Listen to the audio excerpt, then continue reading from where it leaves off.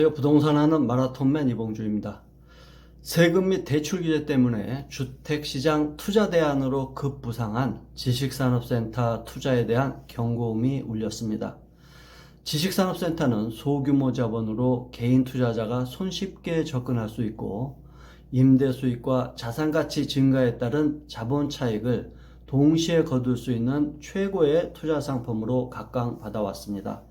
실제로 서울 주요 지식산업센터의 분양가 대비 실거래가는 꾸준히 상승하면서 상당한 자본 차익을 실현을 했고, 임대소득 또한 일반 상가와 달리 법인을 대상으로 하기에 장기 임대를 통한 안정적 수익 창출이 가능했습니다. 그런데 지식산업센터를 이용한 부동산 투기를 막고 불법 입주를 근절하는 지식산업센터 투기 및 불법 임대 방지법이 발의되었습니다. 먼저 개정 법률안 제한 이유를 살펴보겠습니다. 지식산업센터는 첨단 산업의 집적화와 활성화를 위해 취득세 감면 등 정책적 지원을 받는 산업시설임에도 불구하고 부적합 업종의 불법 입주에 대한 적발 및 단속을 위한 법적 근거가 부재하고 지식산업센터를 분양 또는 임대받은 후 전매하거나 전대하는 등의 투기 행위에 대한 제한 규정이 없어 실수요 기업의 입주 비용이 증가하는 문제점이 지적되고 있어서 발의한다고 제한 이유를 밝혔습니다. 실제로 지난해 국정감사에서 지식산업센터의 신천지 단체, 발레교습소, 다단계 의심 업체들의 불법 입주 및 임대가 적발된 사실이 있다고 합니다. 개정 법률안 내용입니다. 첫 번째, 제28조 4의 제목이 지식산업센터의 분양이었는데 지식산업센터의 분양 등으로 글자 하나를 추가했습니다. 지식산업센터 분양과 관련한 규제를 추가할 여지를 만든 것입니다. 그리고 28조의 4 조항에 5항과 6항을 신설했습니다. 이 법안의 핵심 내용입니다.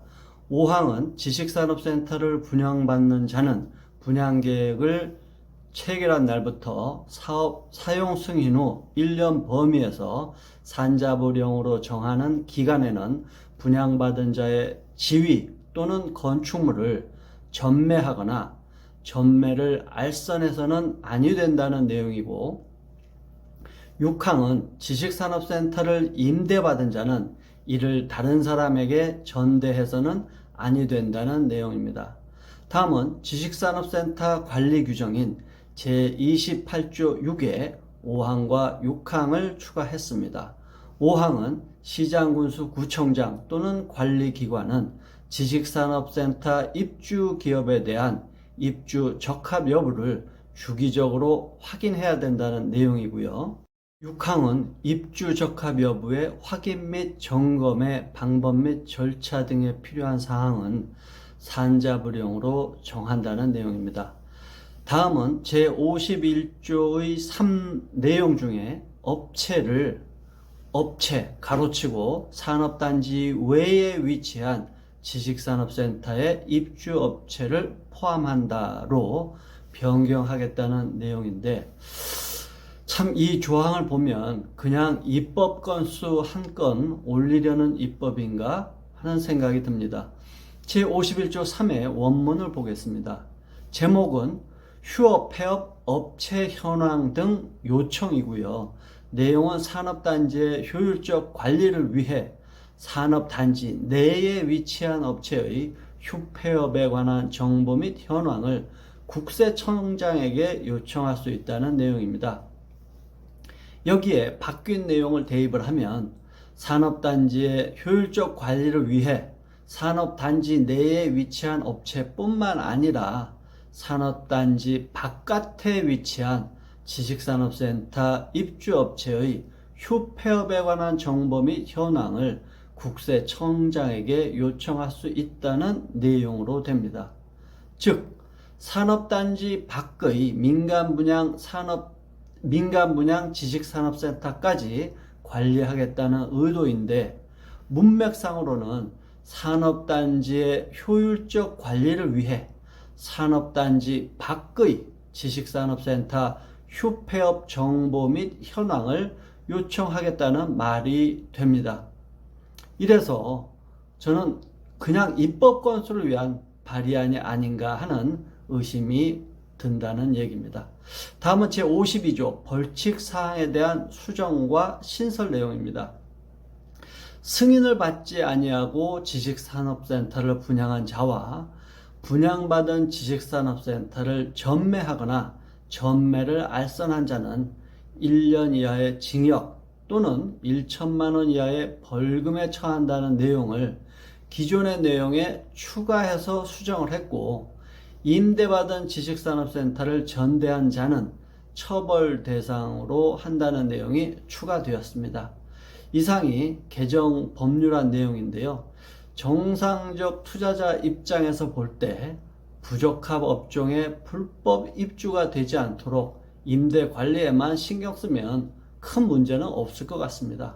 다만 분양권 전매를 목표로 한 단기 투자는 이 법이 실현된다면 앞으로는 불가능합니다. 투기적 수요를 방지하려면 등기 전 분양권 전매 행위만 막으면 될 텐데 1년 범위 내에서 건축물 전매까지 막는 것은 과도한 입법으로 보입니다. 이 조항 때문에 분양 후에 실제 입주가 불가능한 사정이 생긴 기업을 구제해야 되는 예외 조항도 필요해 보입니다. 한편으로는 젊은 사람들이 급여를 모아서 주택을 구입하는 것은 하늘에 별을 따는 것과 같은데, 이러한 단기 투자 기회를 차단하는 것이 과연 바람직한 것인지는 잘 모르겠습니다. 지식산업센터 실수요자의 입주 비용 문제를 지적하고 있지만 청년층의 내 집 마련 비용도 무시할 수 없는 현실이죠. 또한 지식산업센터 입주 기업의 자산가치 상승도 어찌 보면 이러한 수요에 의해서 나타난 결과라고도 볼 수 있습니다. 또한 지식산업센터에 입주하려는 기업이 모두 매입 수요만 있는 것도 아니고 임대 수요도 있을 터인데, 임대 사업에 부정적인 틀을 씌우는 것은 잘못됐다고 봅니다.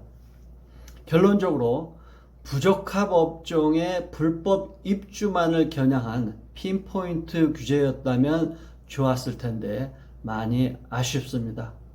끝까지 시청해 주셔서 감사합니다. 구독은 제게 큰 힘 됩니다. 이 영상 마지막에서 제 얼굴을 클릭하시면 구독으로 연결이 됩니다. 다음 시간에 더욱 알찬 내용으로 찾아뵙겠습니다. 감사합니다.